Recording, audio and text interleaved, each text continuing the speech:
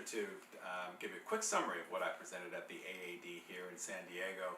I gave a talk on acne and rosacea in patients with skin of color, and some of the key points from the lecture were that not only is acne one of the most common conditions across a diverse range of patients, including those with skin of color, but when it does present in skin of color, there are some important nuances. First and foremost, we see a tendency to have patients with not only primary lesions of acne, but also post-inflammatory hyperpigmentation, which is often as bothersome to the patient as the acne itself. And this typically affects the treatment goal, where most of our patients are looking to us to treat both the acne and the resultant hyperpigmentation.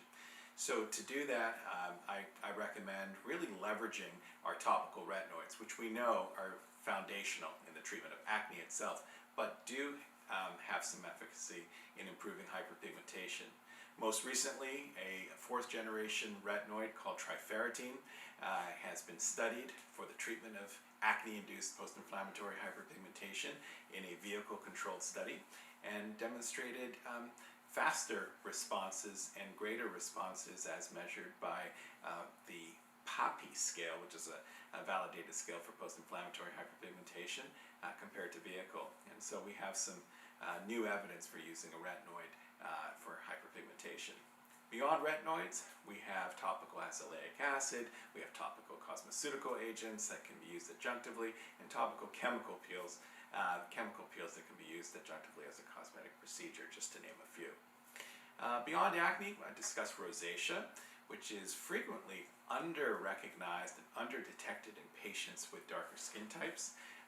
There's global epidemiologic data from different regions of the world where patients with skin of color predominate, and where rosacea is clearly not a rare diagnosis.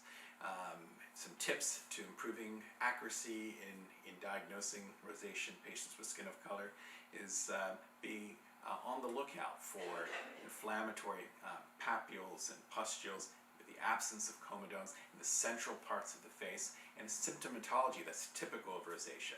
I find many patients will report a sensation of warmth or flushing in their central face, and tend to have a lack of tolerability towards many skincare products. In other words, describing stinging, burning, irritation from many skincare products that they use, and this is very typical of rosacea patients. And so recognizing that, thinking about differential diagnosis of other mimickers of rosacea, from seborrheic dermatitis to dermatomyositis, sarcoidosis, and other conditions that can affect the central face. So once the diagnosis is made, we use essentially the same sorts of topical and oral therapies that we would use in any other patient type. However, when we use lasers to target the vascular component of rosacea, there certainly are nuances in our patients with higher skin phototypes. For example, use of IPL and pulse dye laser may be associated with greater risk in patients with type 5 and type 6 skin. Instead, I prefer the microsecond pulsed 1064 Nd:YAG for treating the vascular component of rosacea in my patients with higher skin phototypes.